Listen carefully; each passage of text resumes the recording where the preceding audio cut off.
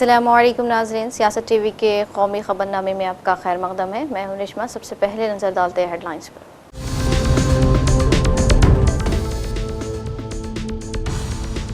मोदी एक दहशतगर्द है और भाईचारे का दुश्मन है। चेन्नई में कांग्रेस सदर खरगे की प्रेस कॉन्फ्रेंस। एआईएडीएम को बीजेपी से इत्तेहाद पर बनाया मलामत का निशाना।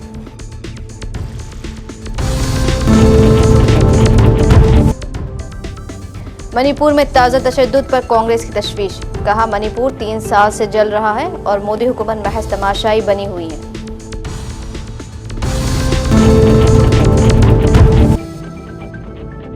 खवातीन रिजर्वेशन कभी भी नहीं चाहती थी मोदी हुकूमत। जयराम रमेश का इल्जाम। बीजेपी के एहतजाज को करार दिया महज दिखावा।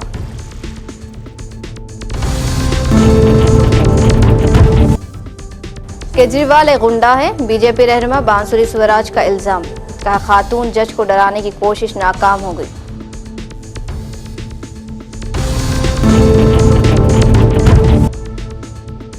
और हिंदुस्तान भूलता नहीं है, मुतासिरीन को इंसाफ मिल गया। पहलगाम हमले की पहली बरसी पर आर्मी का पैगाम।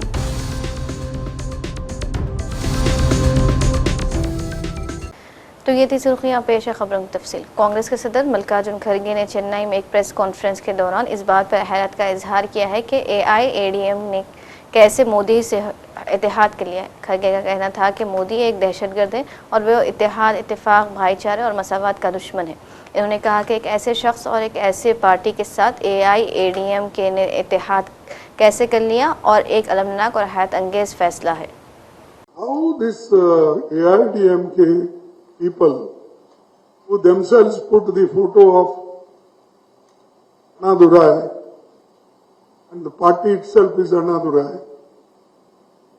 how can they join with Modi, who is a terrorist and who won't believe in equality? His party won't believe in equality and justice. And these people are joining with them. It means that they are weakening democracy. They are weakening the philosophy of Annadurai, Kamaraj, Periyar and Kalingar and Baba Saheb Ambedkar. The Congress DMK alliance will continue to deliver welfare, inclusive growth, quality education and accessible health care. Our key commitments, you may be knowing it, but I have to repeat once again, our alliance will continue on this path with the following commitments. Manipur गुज़िश्ता 3 बरसों से मुसलसल तशद्दुद की जद में है, जहां हालात दिन ब दिन बदतर होते जा रहे हैं। इसी तनाजुर में कांग्रेस अपने ऑफिशियल एक्स हैंडल पर एक सख्त बयान जारी करते हुए मरकज़ की मोदी हुकूमत को निशाना बनाया है। पार्टी ने इल्ज़ाम लगाया है कि इस तवील अरसे के दौरान न सिर्फ सैकड़ों लोगों की जानें गई हैं, बल्कि हज़ारों घर तबाह हो चुके हैं। मुस्तकिल ख़वातीन पर मुज़ालिम के वाक़यात सामने आए हैं और आम लोगों की ज़िंदगी मुकम्मल तौर पर दरहम बरहम हो चुकी है। कांग्रेस के मुताबिक मणिपुर इस वक्त एक संगीन इंसानी बहरान से गुजर रहा है, लेकिन वज़ीर आज़म नरेंद्र मोदी और उनकी हुकूमत ने गुज़िश्ता 3 बरसों में अमन व अमान की बहाली के लिए कोई मौसर कदम नहीं उठाया। पार्टी ने कहा कि हुकूमत सिर्फ तमाशाई बनी रही और रियासत को इसके हाल पर छोड़ दिया गया। पोस्ट में मजीद कहा गया है कि अब मणिपुर के लोग खुद सड़कों पर उतर आए हैं और हुकूमत से जवाब तलब कर रहे हैं। मुख्तलिफ इलाकों में एहतजाजी मुजाहरे हो रहे हैं, जहाँ लोग अमन व इंसाफ और हुकूमती तवज्जो का मुतालबा कर रहे हैं। ताहम कांग्रेस ने यह भी इल्ज़ाम आयद किया कि वज़ीर आज़म इंतखाबी रैलियों में मसरूफ़ है और मणिपुर के अवाम की आवाज़ सुनने को तैयार नहीं। उधर मणिपुर में बंद के बाद आम जिंदगी मफलूज है और खौफ का माहौल पाया जाता है। याद है कि ताज़ा तशद्दुद में एक घर पर रॉकेट हमले में 2 बच्चों की मौत के खिलाफ बतौर एहतजाज ये बंद मनाया जा रहा है। बंद के दौरान सख्त तरीन सिक्योरिटी इंतजाम किए गए हैं, जबकि इंटरनेट सर्विस मुअत्तल है। इसके साथ ही हसास इलाकों में कर्फ्यू भी नाफिज कर दिया गया है। इसके बावजूद कई इलाकों से तशद्दुद और हमलों की खबरें आ रही हैं। कांग्रेस ने कहा है कि पार्टी की आला क़यादत हमेशा ख़वातीन के रिजर्वेशन के हक़ में रही है और इसके लिए वो वक्तन फ़ौक़तन हुकूमत पर दबाव भी डालती रही है, लेकिन वज़ीर आज़म नरेंद्र मोदी की क़यादत वाली हुकूमत हिकमत अमली के तहत इसे नाफिज नहीं कर रही है।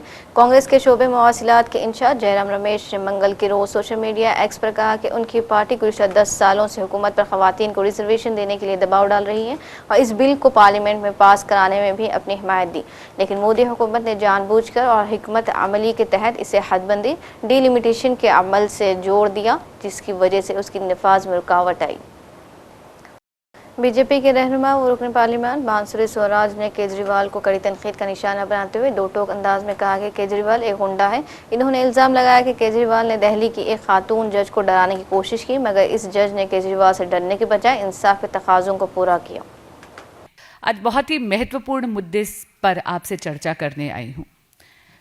कल जो ऑनरेबल दिल्ली हाई कोर्ट का ऑर्डर आया है, ऑनरेबल जस्टिस स्वर्णकांता जी ने दिया है, जहां पर उन्होंने केजरीवाल जी की दबाव की रणनीति को खारिज करते हुए जुडिशियल इंडिपेंडेंस का एक नया मयार स्थापित करा है, उसका हम लोग मिलकर अभिनंदन करते हैं, स्वागत करते हैं।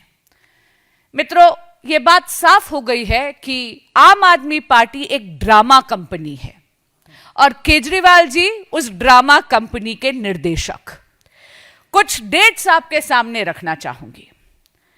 27 फरवरी 2026 को सीबीआई का ऑर्डर आता है, राउज एवेन्यू का एक ऑर्डर आता है, जहां पर केजरीवाल जी और बाकी अक्यूज्ड डिस्चार्ज होते हैं।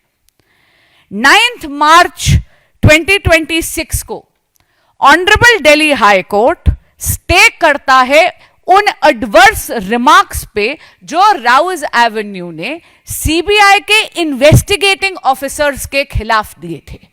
यह बहुत ही न्याय संगत बात है, क्योंकि अगर आप इन्वेस्टिगेटिंग ऑफिसर्स पर ही आप दबाव डाल देंगे, इस प्रकार की टिप्पणी कर देंगे, तो मुझे बताइए कौन सा इन्वेस्टिगेटिंग ऑफिसर उसमें ये करेज रह जाएगी या मॉरल अथॉरिटी रह जाएगी कि वो निष्पक्ष होकर इन्वेस्टिगेट करे। और इसीलिए ऑनरेबल हाई कोर्ट ने बहुत ही न्याय संगत ऑर्डर दिया, जहां पर उन्होंने सीबीआई के इन्वेस्टिगेटिंग ऑफिसर्स के खिलाफ जो एडवर्स रिमार्क्स थे उसको स्टे किया गया। लेकिन केजरीवाल जी ये बात भूल गए कि इस देश की न्याय प्रणाली उनकी सुविधा से नहीं चलती।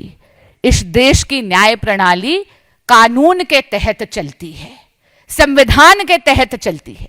और केजरीवाल जी ने क्या करा, तुरंत 9 मार्च को यह ऑर्डर आता है और 11 मार्च को दिल्ली हाई कोर्ट के ऑनरेबल चीफ जस्टिस के सामने केजरीवाल जी अर्जी लगाते हैं कि केस को ट्रांसफर कर दिया जाए।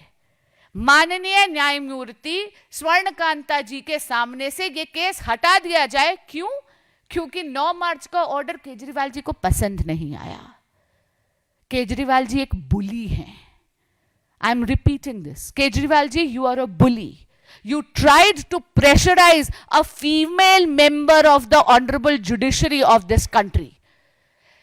इन दबाव की राजनीति को दरकिनार करते हुए, नकारते हुए, अस्वीकार करते हुए दिल्ली हाई कोर्ट के ऑनरेबल चीफ जस्टिस ने 13 मार्च को उनकी ये मांग, ट्रांसफर की मांग को खारिज कर दिया। मित्रों, 13 मार्च के दिन ही एक अर्जी लगा दी जाती है माननीय न्यायमूर्ति स्वर्णकांता जी के समक्ष, और क्या कहा जाता है? लब्बो लबाब उस पिटीशन का ये था, हमें आप पसंद नहीं हैं, आप स्वयं ही इस केस को त्याग दीजिए। याद रहे कि गुज़श्ता रोज़ दिल्ली हाई कोर्ट के जस्टिस स्वर्णकांता शर्मा ने आम आदमी पार्टी के कौमी कन्वीनर अरविंद केजरीवाल की तरफ से लगाए गए तासुब के इल्ज़ामात को मुस्तरद करते हुए कहा कि जज सियासी दबाव के सामने नहीं झुकते हैं। इन्होंने दिल्ली शराब पॉलिसी केस की समाअत से खुद को अलग करने से इनकार कर दिया। केजरीवाल ने यह अर्जी दायर की थी जिसमें जस्टिस शर्मा को शराब पॉलिसी मामले में सीबीआई की दरख्वास्त की समाअत से हटने का मुतालबा किया गया था। अपनी दरख्वास्त में केजरीवाल ने दलील दी कि उन्हें संजीदा, हकीकी और माकूल खदशा है कि जस्टिस स्वर्णकांता शर्मा की बेंच के सामने केस की गैर जानिबदारी से समाअत नहीं की जाएगी। केजरीवाल ने इल्ज़ाम लगाया था कि जस्टिस शर्मा ने आरएसएस से मुंसलिक तंजीम ऑल इंडिया एडवोकेट काउंसिल के प्रोग्रामों में 4 बार बतौर मेहमान खुसूसी शिरकत की थी। आरएसएस सरबराह मोहन भागवत ने त्रिपुरा के अगरतला में एक इजलास से खिताब के दौरान दावा करते हुए कहा है कि सनातन धर्म दुनिया में अमन के लिए काम करेगा। इतना ये हमारा ज्ञान गांव गांव तक पहुंचाया गया पूर्वजों के द्वारा, कितने साल परिश्रम किया होगा। इतना बड़ा परिश्रम होने के बाद ये संस्कृति, ये धर्म, ये अध्यात्म आज हम लोग उसका लाभ ले रहे हैं। और वो ज्ञान ऐसा है कि उसकी सारी दुनिया को आवश्यकता है, क्योंकि अब 2000 साल दुनिया बहुत प्रयोग करती रही। पहले सब कुछ राजा को दे दिया। मैं दुनिया कहता हूं तो भारत छोड़ के बाकी दुनिया के बारे में बोल रहा हूं। तो राजा होने से ठीक होगा ऐसा उनको लगा, लेकिन बाद में राजा ही प्रजा को लूटने लगा। तो फिर उन्होंने कहा कि राजाओं का राजा भगवान है, उसकी मानेगा वही राजा ठीक है, जो नहीं मानेगा वो नहीं ठीक है। और इसलिए फिर भगवान की भक्ति के आधार पर तरह तरह के रिलीजन, उनके आधार पर जीवन, ऐसा प्रयोग चला। लेकिन जीवन में शांति पैदा करने के लिए चले और खून की नदियां बहाई, ऐसा हो गया। बाद में कहा कि ये भगवान वगैरह क्या है, हम विज्ञान वाले हैं। भगवान को तब मानेंगे जब लेबोरेटरी में हमारे टेस्ट ट्यूब में भगवान आएगा, तब, नहीं तो नहीं मानेंगे। फिर विज्ञान का एक दौर चला, खूब सुख सुविधा उत्पन्न हो गई, लेकिन संतोष नहीं है। अभी भी दुख है, परिवार टूट रहे हैं, अपराध बढ़ रहे हैं, युद्ध शुरू हो जाते तो थमते ही नहीं, और युद्ध शुरू होना बंद कभी होता नहीं। जितना विकास हो रहा है उतना पर्यावरण ध्वस्त हो रहा है। अब 2000 वर्ष ऐसे प्रयोग चलने के बाद दुनिया लड़खड़ा रही है, और वो चाह रही है कि ये भारत का ज्ञान हमको मिले। जैसे जैसे मुल्क पहलगाम के बेस्टर्न वादी में हुए हौलनाक दहशतगर्द हमले की पहली बरसी के करीब पहुंच रहा है, वादी में सख्त सिक्योरिटी इंतजाम किए जा रहे हैं। याद है कि पाकिस्तान से आए 2 बंदूक बरादरों ने पहलगाम में 22 अप्रैल को अंधाधुंध फायरिंग करके 26 सयाहों को कत्ल कर दिया था। यह सफाकाना कत्ले आम न सिर्फ दहशतगर्दी पर मुबनी नफरत की इंतहा को जाहिर करता है, बल्कि यह हिंदुस्तान की सिक्योरिटी फोर्सेस के लिए एक अहम मोड़ भी साबित हुआ, जिसके बाद इंसाफ की फराहमी के लिए गैर मुतज़लज़िल मुहिम शुरू की गई। इसके बाद कई माह तक जारी रहने वाली मुसलसल कार्रवाई ने हिंदुस्तानी फ़ौज और मुतालिका एजेंसियों के अज़्म को ज़ाहिर किया कि वो इस संगीन शहरी हमले के ज़िम्मेदारों को कैफ़र किरदार तक पहुँचाएंगे।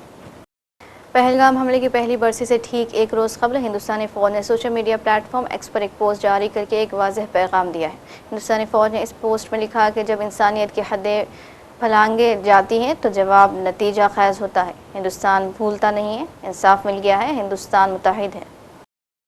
मुल्क भर से सियाह वादी कश्मीर का रुख कर रहे हैं। ख़ासतौर पर पहलगाम दहशतगर्द हमले की पहली बरसी से एक दिन कबल सियाहों ने वादी में सफ़र के दौरान ख़ुद को महफूज और पुरएतमाद महसूस करने का इजहार किया। इसी दौरान हुकाम ने सिक्योरिटी इक़दाम को बेहतर बनाने और अवामी एतमाद बहाल करने के लिए खित्ते में QR कोड पर मुबनी स्कैनिंग सिस्टम मुतारिफ कराया है। ये डिजिटल इक़दाम सियाहों, सर्विस फराहम करने वालों और मुकामी कारोबारों की हकीकी वक्त में तस्दीक़ को मुमकिन बनाता है, जिससे निगरानी मज़ीद मौसर हो जाती है।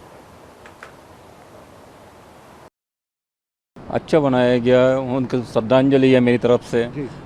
भगवान उनका मंगल कामना करो, उनका परिवार को अच्छे से रखो। उसका यही शुभकामना है मेरा। पहलगाम जहाँ से स्टार्ट होता है तो वहीं पे ये शहीद मार्ग बनाया गया है। श्रद्धांजलि देने के लिए गवर्नमेंट का अच्छे उद्योग है, उसको मैं सेलेक्ट करता हूँ। गवर्नमेंट का अच्छा ये कदम है कि शहीद मार्ग पूरे 26 जो हमारी उनका आत्मा को शांति मिले। वही मैं चाहता हूँ, उनका परिवार को अच्छा मिले। बहुत अच्छा व्यवहार कर रहे हैं लोग, बहुत अच्छे लोग हैं यहाँ के। हर कोई एकदम दिल से वेलकम करने के लिए तैयार है, और यहाँ के लोगों को रोज़गार भी मिलना चाहिए, क्योंकि ये हमारा भारत देश ही है। तो हम इसे ऐसा ना समझें कि ये हमारा देश नहीं, क्योंकि ये लोग भी हमारे ही हैं। तो इसी बात को मैं तो अगर आप इस बात से इत्तेफाक रखती हैं कि अगर दुनिया में की जन्नत है तो कश्मीर ही है, ये तो बनी बात है। इससे अच्छा तो कहीं कुछ नहीं हो सकता, कभी भी नहीं हो सकता। ढंढका मर्डर केस के मुलजिमीन के घरों को बुलडोज़र की मदद से गिरा दिया गया है। गुजरात के अहमदाबाद शहर में वाक़ इन मुलजिमीन रिजवान और समीर के घरों को आज इंतज़ामिया की निगरानी में मुनहदिम कर दिया गया। इस मौके पर पुलिस की भारी जमीयत तैनात की गई थी। मणिपुर में कशीदा हालत के दरमियान आज 21 अप्रैल के लिए सुबह आए ज़लज़ले ने लोगों में एक अलग ही तरह का खौफ पैदा कर दिया है। नेशनल सेंटर फॉर सिस्मोलॉजी के मुताबिक मंगल की सुबह मणिपुर के कामजोंग में रिकॉर्ड स्केल पर 5.2 शिद्दत का ज़लज़ला आया, जिसके बाद कुछ लोग अपने घरों से बाहर निकल गए। यह ज़लज़ला ज़मीन की सतह से 62 किलोमीटर की गहराई पर आया, जिससे ये एक दरमियानी गहराई वाला ज़लज़ला साबित हुआ। फिलहाल किसी बड़े नुकसान की खबर सामने नहीं आई है। और आखिर में हेडलाइंस पर एक और नज़र।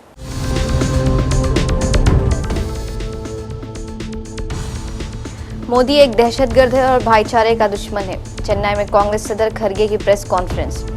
एआईएडीएम को बीजेपी से इत्तेहाद पर बनाया मलामत का निशाना।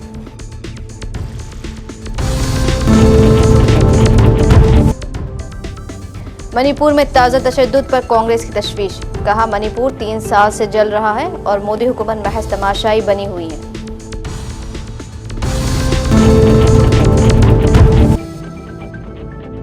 ख़वातीन रिजर्वेशन कभी भी नहीं चाहती थी मोदी हुकूमत। जयराम रमेश का इल्ज़ाम। बीजेपी के एहतजाज को करार दिया महज दिखावा।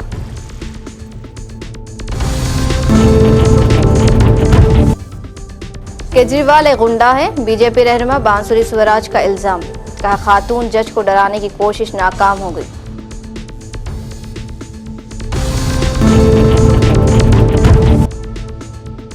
और हिंदुस्तान भूलता नहीं है, मुतासिरीन को इंसाफ मिल गया। पहलगाम हमले की पहली बरसी पर आवामी का पैगाम।